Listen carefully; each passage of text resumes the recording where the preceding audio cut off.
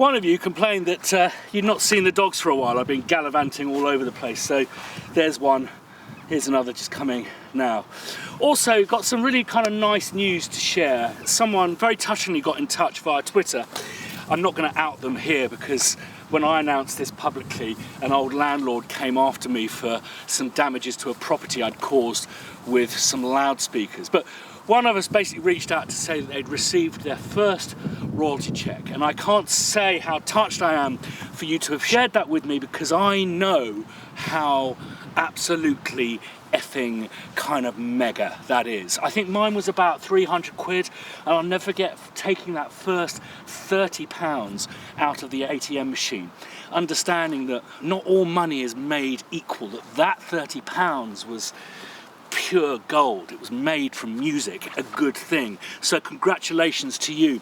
In fact, I had a small kind of group of composer friends who were moving up and into the world of commercializing our craft together, and we all really celebrated the first time we got our Smartie. Basically with PRS, you get this pie chart of how your royalties are divided up, and your first royalty tends to be from one source or territory, so you just get this big Smartie with no segments on.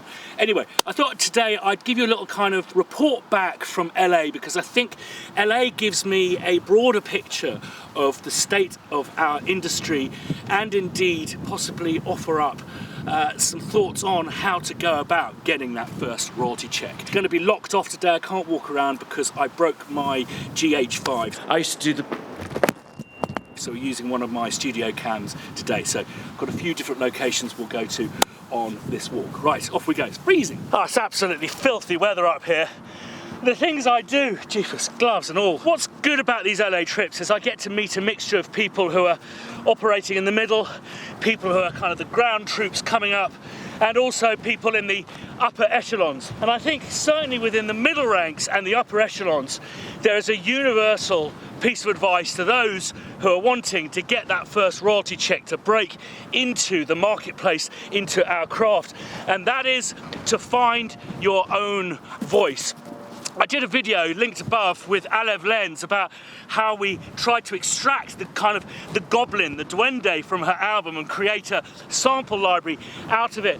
And I think that's what you've got to do within yourself. Duende, it's a flamenco term that means it's about enthusiasm and spirit, but what I also think is very interesting about this kind of mystical, mythical character, the duende, the elf-like goblin, is that authenticity is considered to be something spiritual. Finding your inner goblin, it's not necessarily a style, it's not necessarily a harmonic language, it's just your spirit, the way in which you approach things. I mean, you only need to look at, say, Hilda's work on Chernobyl, Daniel Pemberton's, all of his work that he does. It's not all of the same style, but it has a definitive goblin-y nature. Finding that authenticity is not easy. It's about finding truth in your music. But I can't tell you how vital it is, particularly as we're coming out of this age of homogenized hybrid orchestral into something that's just so much more interesting. The kind of the ground troops, the people who are up and coming, it's interesting, they almost kind of universally reported that there is so much work about in LA at the moment, which is great news.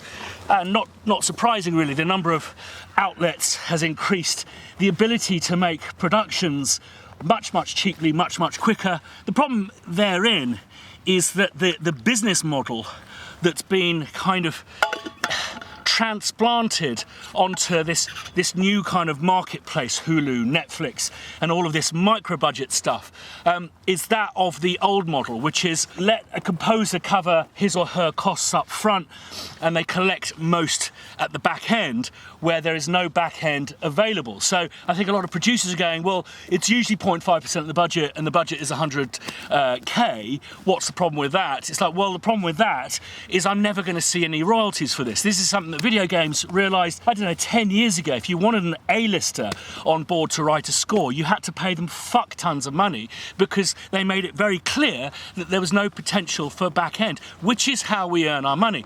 And this is what's so important about that first royalty check.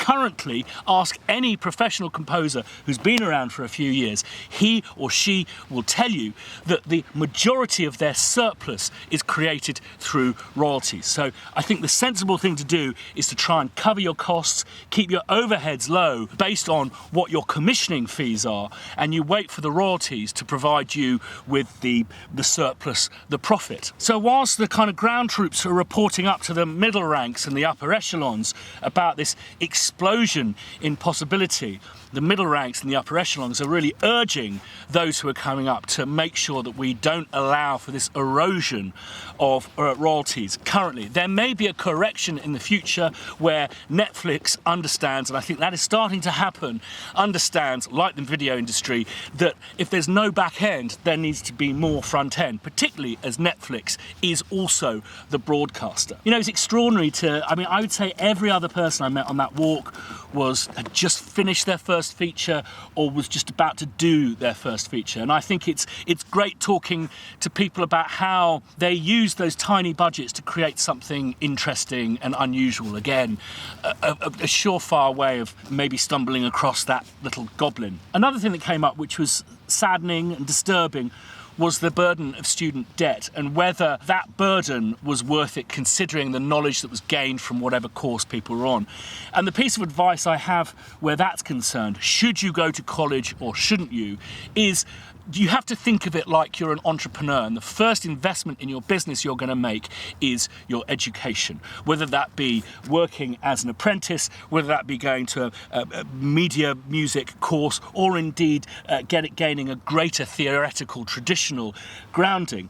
You've basically got to try and work out what, I would say, at the point that you go professional, it takes probably about 10 years for you to fully support yourself. That balance of finding your own work as a composer whilst assisting composers, whilst maybe creating library music and doing, I don't know, music editing, technical assistance, that kind of stuff. I had a disastrous business relationship when I was really starting out as a professional, which left me about 20 grand in debt in 1997 pounds, so probably about 40 grand's worth in debt, and it was a really painful experience. So I would really think very, very seriously about what you're going to get back from education, which leads me on to my next point, that the universal thought on education was the one thing that you do get out of it that's very difficult to get out of not going through education, as I experienced, is to create that network of friends, pals who are also moving into the industry, who are then sharing contacts and leads. Someone may ebb ahead and become more successful and pass back a bit of work, and that seems to be a very kind of valuable source of income, valuable way of putting you on that road to that first royalty check. However, I also am hearing from a lot of people that the rise of social media is not quite genuinely now putting people together, and there are a few forums, I'll try and find the names of them for you, which are really truly generating true connections and true work from people. I know that Max, the guy whose piano I sampled down in Manchester, I know that his fantastic rise to success that he's going through at the moment is due to a forum. I think the general consensus in LA is that you do eventually have to move to one of these hubs in order to start out. A physical presence in this day and age is still very much required. I know I've made videos stating this before, and people have gone, surely in this day and age, you know, electronic communication, you don't need to be based in a hub. I think we're not quite there yet. I think that there are scenes within these hubs, whether that be LA or New York or London or Berlin, and I think you need to be seen in these scenes. And in fact, I'm watching some composers at the moment rise to the top who I've seen at every single event, awards, seminars. Just, they are part of the scene because they can be seen. And then it was very interesting, I had a meeting with some very high kind of, you know, hugely successful composers and producers, and the subject of litigation came up as a real threat to copyright, to the total collapse of copyright as a system. They talked about Katy Perry's case.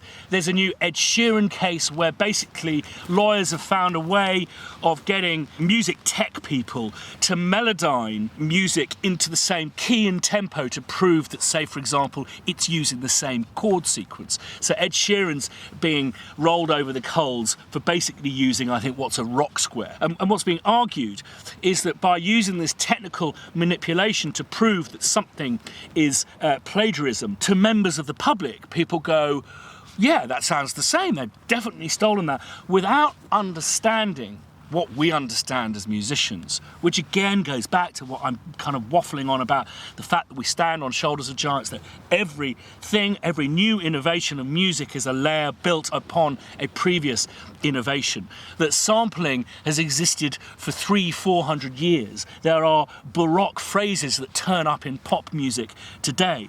And I think this is a very interesting and worrying idea that this could actually cause copyright to implode in on itself.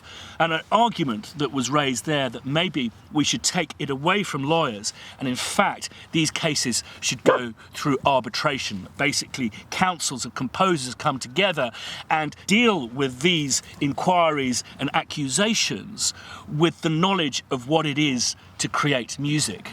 Which brings us back to coming together. I think that this, for me, is going to become a leitmotif over the next few months about how we will be stronger in numbers, how by talking to each other, we help each other. We stand strong and protect ourselves, certainly protect that first royalty check.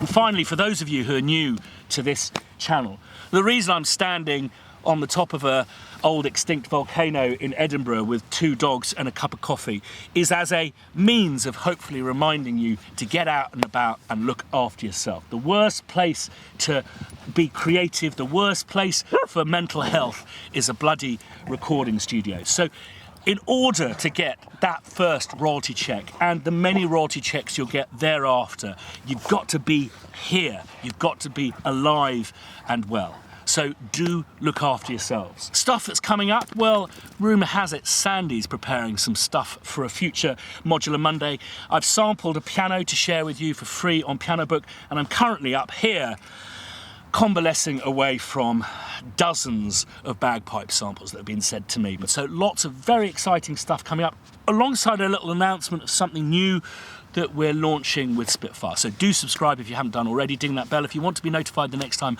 I put a video up. And one of those for our man who got his first royalty check. You broke your cherry. Enjoy the Smarty.